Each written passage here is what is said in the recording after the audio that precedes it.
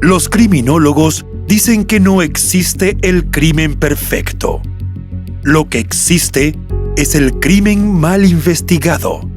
Siempre, en cualquier investigación, aparece una pista clave que lleva hacia el asesino. Encontrémosla juntos, repasando este caso abierto.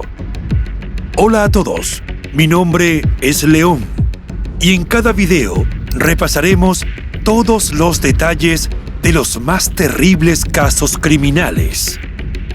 Antes de empezar, no te olvides de suscribirte y dejar tu me gusta para que pueda seguir trayéndote el mejor contenido de investigación.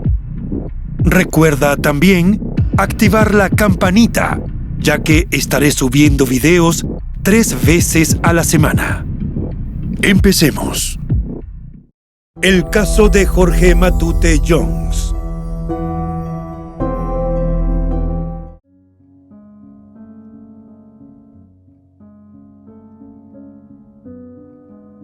Jorge Matute Jones nació el 24 de febrero de 1976 en el sanatorio alemán de la ciudad de Concepción, Chile. Era hijo del sindicalista Jorge Matute Matute y de María Teresa Jones, quienes antes tuvieron a su primogénito Alex. Los padres de Jorge siempre lo inscribieron en colegios religiosos y fue así como estudió en Sagrados Corazones y los Salesianos de su ciudad natal.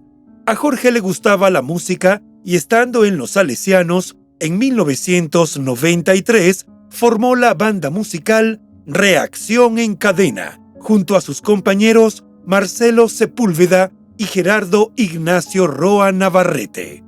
En 1994, tras culminar la secundaria, ingresó a la Universidad Católica de la Santísima Concepción, donde comenzó a cursar biología marina, pero después decidió cambiar de carrera, por lo que presentó nuevamente la prueba de aptitud académica y logró ingresar en ingeniería forestal en la Universidad de Concepción. Jorge, a quien su familia cariñosamente le decía Coque, era un chico apuesto y de buen carácter. Era delgado, medía 1,74 m, tenía piel blanca, cabello negro y ojos verdes. El viernes 19 de noviembre de 1999, Jorge esperó afuera de su casa a un compañero con quien estudiaba el 5º año de ingeniería forestal para ir juntos a trabajar. Apenas les faltaban 3 semanas para egresar de la universidad y su proyecto inmediato era partir en una gira de estudios a Bariloche, en Argentina. Pero mientras llegaba el momento, tomaban algunos empleos temporales para ganar algo de dinero. Ese día, trabajaron en la feria forestal Expo Corma. A eso de las 19:30, Jorge llegó a su casa bastante agotado por la jornada y con algo de hambre, así que merendó con su novia Cintia Otárola, con quien tenía una relación desde hacía 2 años. Estando con ella, recibió una llamada telefónica de su excompañero del colegio Salesianos, Gerardo. El joven le pidió que lo acompañara a una salida esa noche, pues le interesaba una chica que se negaba a ir a la cita sin su hermana, así que si Jorge iba con ellos, la chica no se iba a aburrir. Jorge se excusó diciendo que estaba cansado y también le explicó que como su hermano Alex no estaba, no podía salir esa noche. Sus padres se habían divorciado años antes y desde entonces los hermanos tenían un acuerdo de responsabilidad con su madre, María Teresa. Cuando uno salía, el otro se quedaba para acompañarla. Pero Gerardo fue tan insistente que Jorge quedó de avisarle más tarde. Ellos eran amigos desde los tiempos de la banda musical en los Salesianos, pero habían seguido carreras universitarias distintas.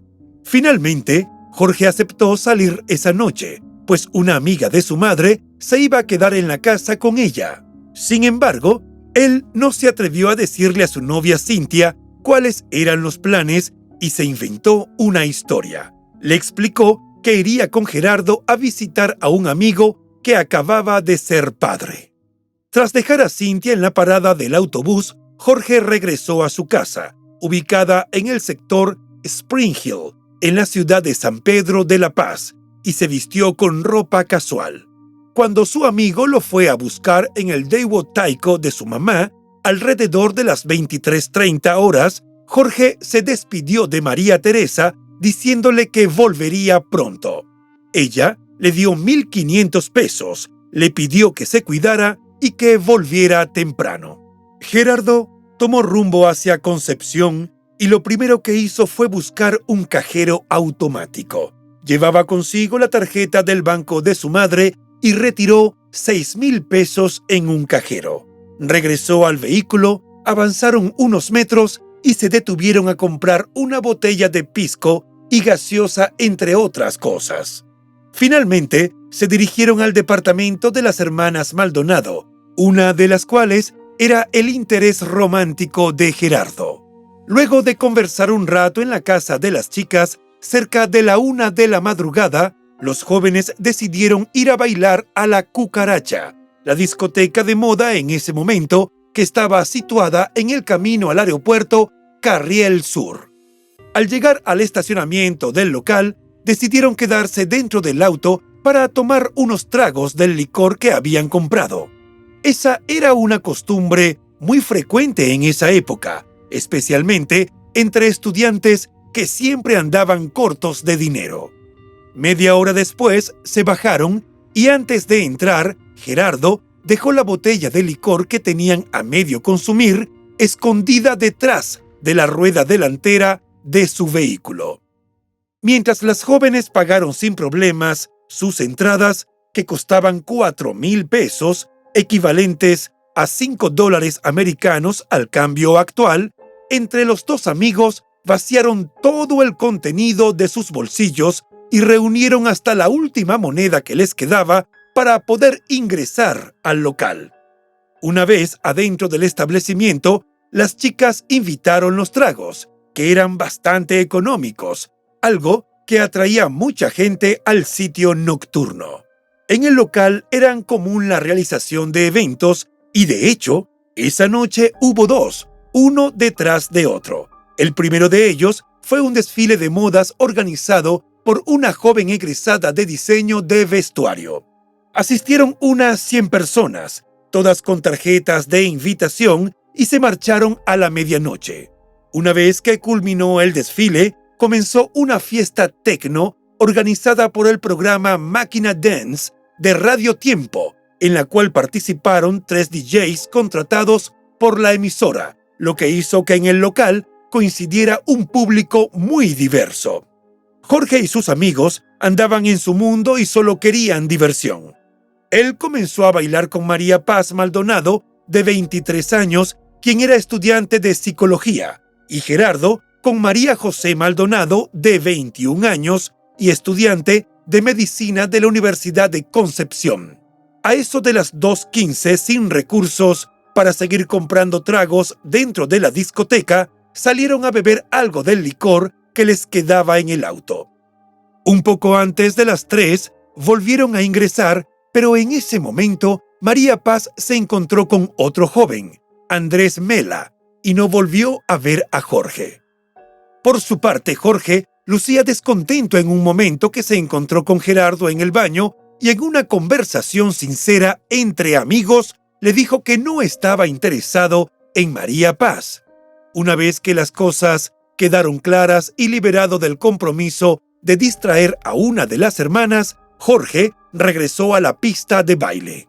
María José bailó por algunos minutos más con Gerardo hasta que ella también fue al baño. En el trayecto se cruzó con un hombre más bajo que ella, quien le dijo que al chico que andaba con ellas le iban a sacar la cresta, una expresión chilena para referirse a golpiza. Supuestamente estaba molesto con el estudiante porque estaba pintando el mono, que se refiere a alguien que resulta incómodo. Justo en ese momento, María José vio a Jorge unos metros más adelante de ella, al lado de la puerta de acceso, y le preguntó qué pasaba, pensando que el mensaje amenazante se refería a él. Pero Jorge sonrió y le contestó que no pasaba nada. Ella quedó conforme con la respuesta. Volvió a la pista de baile y minutos después lo volvió a ver con expresión seria, bailando con una mujer que se encontraba de espaldas a ella, por lo que no la pudo identificar. A partir de ese momento, las versiones de lo ocurrido han sido variadas y contradictorias. Distintos testimonios indicaron que Jorge entraba y salía de la discoteca. Otros jóvenes presentes esa noche en el lugar dijeron que bailó con una mujer rubia de unos 40 años que llevaba un ajustado vestido blanco, mientras que otros afirmaron que estuvo sentado en la barra. Lo único que se sabe con certeza es que esa noche Jorge no llegó a su casa. Gerardo se retiró a las 4:15 aproximadamente sin Jorge, a quien supuestamente buscó sin éxito. Tampoco se fueron con él las hermanas Maldonado, pues al ver el estado de ebriedad que tenía Gerardo, prefirieron no subirse a su auto. Por ese motivo, le pidieron a un amigo que las llevara de regreso a Concepción. Esa madrugada, todos llegaron a sus hogares, menos Jorge, cuyo rastro parecía haberse esfumado. Horas más tarde, Gerardo llamó a la casa de los Matute para avisar que mientras estaban en la discoteca, dejó de ver a Jorge y que no sabía dónde estaba. Preocupado, llamó también a la policía y al hospital. Casi al mismo tiempo, Cintia, la novia de Jorge, recibió una llamada anónima en la que le dijeron que al muchacho le había ocurrido algo muy grave. Pasaron horas sin noticias de Jorge, por lo que se comenzó a distribuir información sobre su desaparición mediante carteles que decían que fue visto por última vez en el sector de Carriel Sur en la madrugada del 20 de noviembre y que en esa oportunidad vestía un jean azul oscuro, una camiseta blanca y por encima una camisa celeste, además de zapatos negros. Como suele ocurrir en estos casos, mientras las autoridades realizaban los peritajes en los días posteriores a la desaparición del joven, personas inescrupulosas intentaban sacar ventaja. La familia recibió llamados en los que se pedían 50 millones de pesos, equivalentes a $63,000 al cambio actual, para liberarlo. Había dos investigaciones en paralelo, una de la policía y otra de carabineros, y parecían apuntar en direcciones diferentes. Al principio, la policía se centró en la discoteca La Cucaracha, ya que consideraban que había ilegalidades relacionadas con su funcionamiento. El local era propiedad de Bruno Betanzo, quien según algunas publicaciones era médico y de acuerdo con otras un hombre de negocios. También se hicieron rastrillajes por la laguna San Pedro, donde se encontró un trozo de tela ensangrentada. No se encontraron rastros de Jorge en ninguno de los dos lugares. A medida que los investigadores indagaban acerca de la madrugada en que Jorge fue visto por última vez, se supo que esa noche había unas 500 personas en la discoteca. También trascendió que aparentemente muchos asistentes consumieron sustancias ilícitas y que hubo conflictos a raíz de los cuales varios nombres fueron colocados sobre la mesa.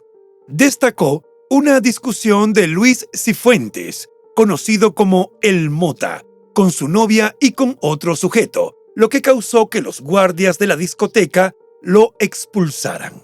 Según un informe de la Brigada de Homicidios, esa misma noche, otro de los jóvenes presentes en el sitio, Óscar Araos Díaz, discutió en la puerta de La Cucaracha con su exnovia, con Daniel Opaso, y luego con Jaime Domínguez, conocido como El Artesano, un conflicto que terminó a puñetazos en el estacionamiento. En ese entonces, el comisario a cargo del caso, Héctor Arenas, formuló la teoría de que Jorge había muerto como resultado de una golpiza propinada por 7 jóvenes que estaban esa noche en la discoteca y que estuvieron involucrados en las diversas peleas descritas anteriormente. Pero en ese mismo momento de la investigación, los carabineros tenían su propia teoría. Según ellos, Jorge estuvo coqueteando con la cajera de la discoteca, que era novia del dueño, por lo que el hombre le mandó a dar una paliza con sus empleados. Mientras continuaban las investigaciones, la familia intentaba que se tomaran acciones judiciales inmediatas. Antes de que terminara el mes de noviembre, el padre de Jorge pidió a la Corte de Apelaciones de Concepción que designara un juez en visita para investigar el caso, pero la petición fue rechazada. La familia no se rindió y el 1 de diciembre interpuso una querella criminal por presunta desgracia en el tercer juzgado del crimen de Concepción. En ese entonces, la jueza Flora Sepúlveda hizo peritajes a la discoteca La Cucaracha e interrogó a Bruno Betanzo, el dueño, a su pareja y a 3 trabajadores.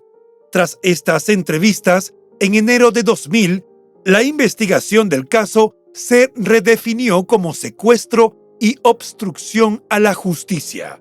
Pese a que se involucraron diferentes entes, no parecía haber muchos progresos. En diciembre de 2000 tuvieron lugar varias detenciones. Primero fueron aprehendidos por presunta obstrucción a la justicia los testigos Carlos Gajardo y Gisela Miranda, pero sus abogados introdujeron un recurso de amparo argumentando que su arresto era arbitrario y quedaron en libertad el 31 de diciembre.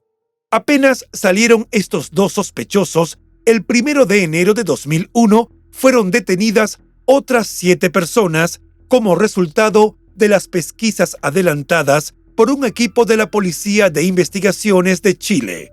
Se trataba de Cristian Herrera, Federico Homper, Óscar Araoz, Jorge Bañados, Jaime Rojas, José Ignacio del Río y Carlos Alarcón, quienes enfrentaban los mismos cargos de obstrucción a la justicia y fueron procesados unos días más tarde. En un ir y venir dentro del proceso, el 12 de enero, los 7 recuperaron su libertad por decisión de la Corte de Concepción.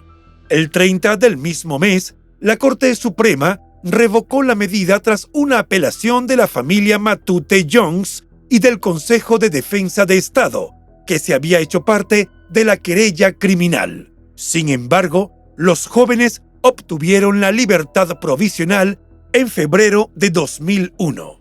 Desde entonces, el caso pareció estancarse, pero en enero de 2002, un informe entregado por un mayor de carabineros a la jueza Flora liberó de responsabilidad a los 7 jóvenes imputados por obstrucción a la justicia y apuntó hacia el dueño y los trabajadores de la discoteca. Meses después, se produjo un escándalo, porque en agosto, la familia de Jorge acusó a agentes de carabineros por la desaparición del estudiante. Y no solo eso, sino que en septiembre se ordenó el arresto del mayor que presentó el informe a la jueza Flora. Para sorpresa de todos, se determinó que el funcionario de apellido Ovalle había elaborado el documento con la ayuda de los padres de 2 de los jóvenes que habían sido procesados por obstrucción a la justicia. Ante la enorme pérdida de credibilidad, la Cámara de Diputados pidió designar un juez en visita para el caso y el 10 de diciembre, la Corte de Apelaciones de Concepción le asignó esa tarea al magistrado Juan Rubilar Rivera. La investigación continuó como un caso de persona desaparecida hasta que el 12 de febrero de 2004 los restos de Jorge fueron hallados a orillas del río Biobío, en el kilómetro 22,6 de la Autorruta de la Madera. Un mes más tarde, el 12 de marzo, el Servicio Médico Legal SML confirmó que la muerte había sido causada por terceros y a partir de ese momento, la causa fue catalogada como homicidio con el consiguiente cambio en el enfoque de la investigación. Habían transcurrido 14 meses desde que se confirmó la muerte de Jorge y 5 años desde su desaparición, cuando finalmente los Matute Jones pudieron dar sepultura a sus restos. El entierro se llevó a cabo en Concepción el 30 de abril de 2005 y cerró una etapa en el camino de dolor e incertidumbre en el que se sumergió la familia desde aquel 20 de noviembre de 1999. Pero el proceso para saber toda la verdad tenía que proseguir. El 28 de octubre de 2005, el Consejo de Defensa del Estado solicitó el procesamiento por homicidio de Jaime Rojas López y Óscar Araos Díaz, 2 de los 7 señalados por obstrucción de justicia. Dijeron que había múltiples presunciones fundadas, graves, precisas y concordantes que los llevaban a considerar la participación, por lo menos como inculpados, de Óscar y Jaime. Esas presunciones se basaban en las contradicciones entre las declaraciones que dieron ambos, así como el relato de testigos sobre un diálogo inculpatorio que sostuvieron los dos varios meses antes. Pero la petición para procesarlos por homicidio fue rechazada en noviembre, medida que quedó refrendada en abril de 2006 por la Corte de Apelaciones de Concepción. Como un detalle adicional, en mayo de ese mismo año, el magistrado Juan dejó sin efecto el procesamiento de los 7 jóvenes acusados de obstrucción a la justicia y decretó el sobreseimiento temporal del caso el 4 de diciembre. Según explicaron algunos medios, fueron sobreseídos porque se inició la reforma procesal penal y se consideró que el delito de obstrucción a la justicia solo se cometía cuando se mentía ante un fiscal y no ante un juez. Lo cierto es que quedaron libres, aunque le mintieron acerca de sus movimientos de aquella madrugada a la magistrada Flora, lo que se comprobó gracias a las ubicaciones registradas por sus teléfonos celulares. Las investigaciones se volvieron a estancar hasta mayo de 2007, cuando Fabián Flores, un ex empleado de la discoteca, asumió su participación directa en la muerte de Jorge. De inmediato, el caso fue reabierto, pero poco después, el mismo Fabián confesó que había incurrido en falso testimonio. Así, finalizando el año, el juez Juan dictó nuevamente el sobreseimiento temporal de la causa. Esta decisión fue ratificada en mayo de 2008, en respuesta a un recurso presentado por los familiares de la víctima ante una corte de apelaciones de Concepción. En un nuevo episodio de los vaivenes judiciales, en 2009, los Matute Jones presentaron otro recurso de reposición, alegando que había nuevos antecedentes, por lo que el juez ordenó reabrir el caso. Sin embargo, de forma sorprendente, la Corte de Apelaciones de Concepción no aceptó la reapertura del sumario y le dio un cierre definitivo en enero de 2010. En medio de toda la frustración generada por un proceso judicial tan enrevesado, en agosto de 2011, Jorge Matute Matute, el padre de la víctima, murió a los 61 años como consecuencia de un cáncer linfático sin recibir la justicia que ansiaba para su hijo. Varios años después del deceso del padre de Jorge, hubo un nuevo giro en los acontecimientos. El 10 de enero de 2014 se reabrió el caso tras conocerse nuevos antecedentes que habían sido recopilados desde diciembre de 2013. Ese mismo mes, el cuerpo de Jorge fue exhumado y trasladado a Santiago para ser sometido a nuevos exámenes por parte de expertos en medicina legal. El resultado de estos peritajes, que reafirmaron que Jorge fue víctima de un homicidio, se encontraba en un nuevo informe entregado en noviembre de ese año a la jueza Carola Rivas, quien sustituyó a Jaime Solís, uno de los jueces de la causa que fue inhabilitado meses antes. Carola centró su trabajo en validar o descartar la tesis iniciales del caso por parte de Carabineros y la Policía de Investigaciones. Para contar con una opinión de expertos no contaminados por las diferencias que se habían presentado en el proceso, el Servicio Médico Legal de Chile pidió apoyo a la Universidad de Murcia, España. En 2014, la institución entregó el informe en el que se hacía referencia al hallazgo de pentobarbital, un fármaco con propiedades sedantes en los restos de Jorge. Dichos resultados se contrastaron con los de otros expertos, mostrando coincidencias. En agosto de 2015, se estableció oficialmente que Jorge murió por intoxicación de pentobarbital, un producto utilizado para la eutanasia de animales. Así quedó registrado en el certificado de defunción, que fue rectificado por el Servicio de Registro Civil e Identificación.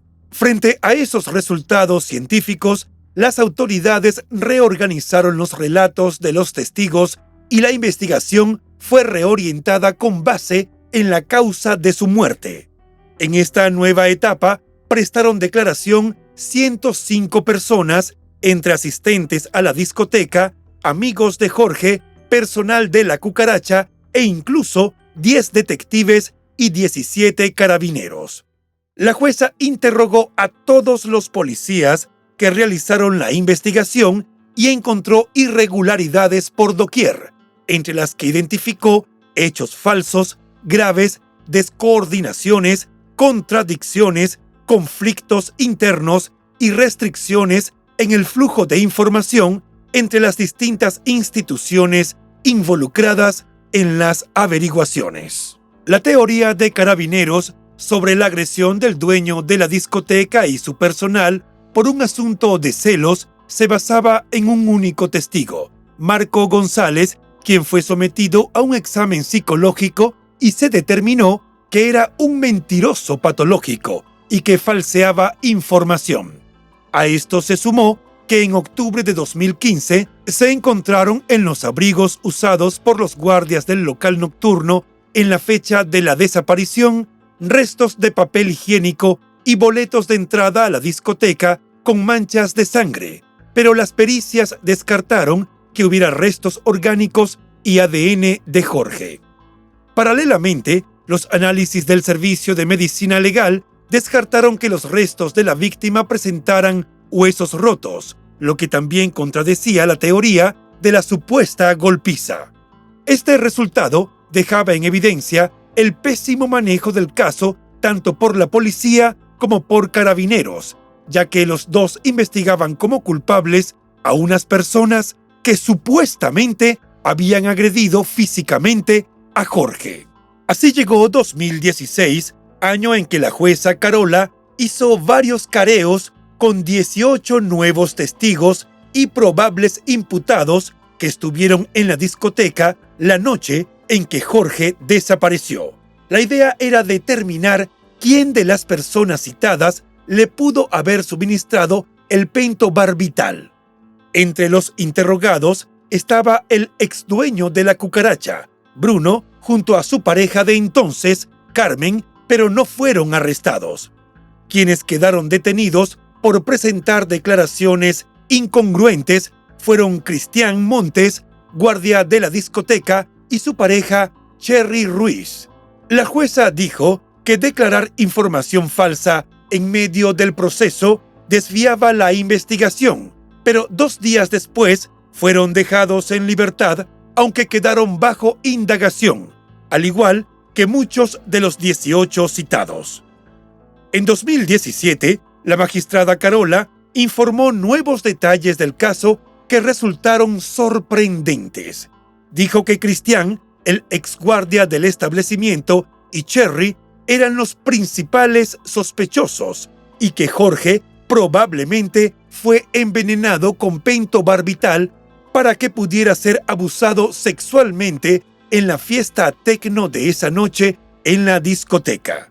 El abogado de la familia Matute, Fernando Saenger, se mostró escéptico y molesto. Dijo que todo eran hipótesis y conjeturas y que eso pasaba dentro de una investigación criminal cuando nadie parecía saber qué ocurrió realmente. Luego reinó el silencio en torno al caso hasta que el 1 de abril de 2017 se supo que Betanzo, el exdueño de la cucaracha, había muerto en un accidente automovilístico a 90 kilómetros del Cairo, Egipto. En ese entonces, la jueza Carola aclaró que la posible participación del hombre en el crimen de Jorge había quedado descartada. Finalmente, en marzo de 2018, se decidió cerrar el caso, pero antes de anunciar esa medida, la jueza Carola confirmó la hipótesis de que Jorge fue envenenado con el objeto de abusar sexualmente de él. Añadió que esa misma situación ocurrió con otras 4 víctimas que fueron emborrachadas o drogadas, pero con dosis que no resultaron fatales, y que amanecieron en lugares diferentes de la discoteca con signos de haber sido blanco de abusos de índole sexual. Dicho eso, resaltó la dificultad para lograr una condena por el caso de Jorge debido a todo el tiempo que había transcurrido, durante el cual fallecieron 7 de los 12 sospechosos, mientras que los que aún estaban vivos ya habían sido descartados como autores. En ese contexto, la jueza manifestó que el trabajo de las policías durante las investigaciones había sido deficiente debido a la destrucción de evidencia, la formulación de hipótesis irracionales y la decisión de descartar el abuso sexual aun cuando ese dato de tanta importancia había sido aportado en 1999 por un testigo al comisario de la Policía de Investigación, Carlos Estuardo. Sin embargo, nuevamente el abogado de la familia Matute Jones manifestó su desacuerdo con la decisión judicial y con la precaria actuación de los investigadores. De acuerdo con una reseña del medio La Tercera, publicada al cumplirse 20 años de la desaparición de Jorge, el 20 de noviembre de 2019, María Teresa, su madre, vivía en Santiago de Chile, donde se dedicaba a realizar manualidades. Según dicho reporte, cada aniversario de la muerte de su hijo, viajaba a Concepción a visitar su tumba. Ese año, sin embargo, a sus 73 años, no pudo asistir por complicaciones relacionadas con un enfisema pulmonar y permaneció hospitalizada durante 5 días.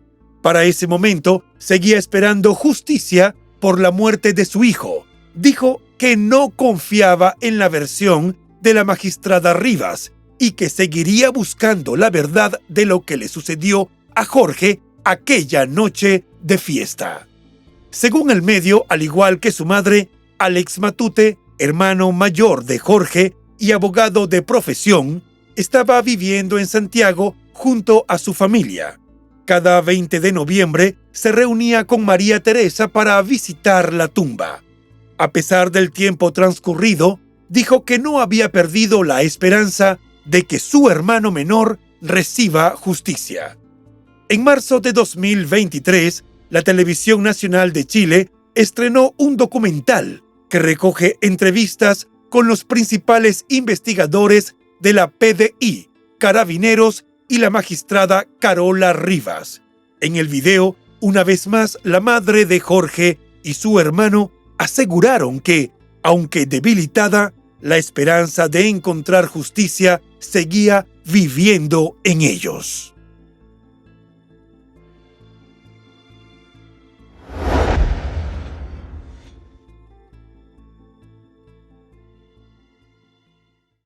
Y bueno, hasta aquí el caso de hoy. Como siempre, agradezco tu apoyo a mi trabajo. Si te suscribes, das un me gusta y compartes este video, me ayudarás a seguir creando contenido. Hasta pronto.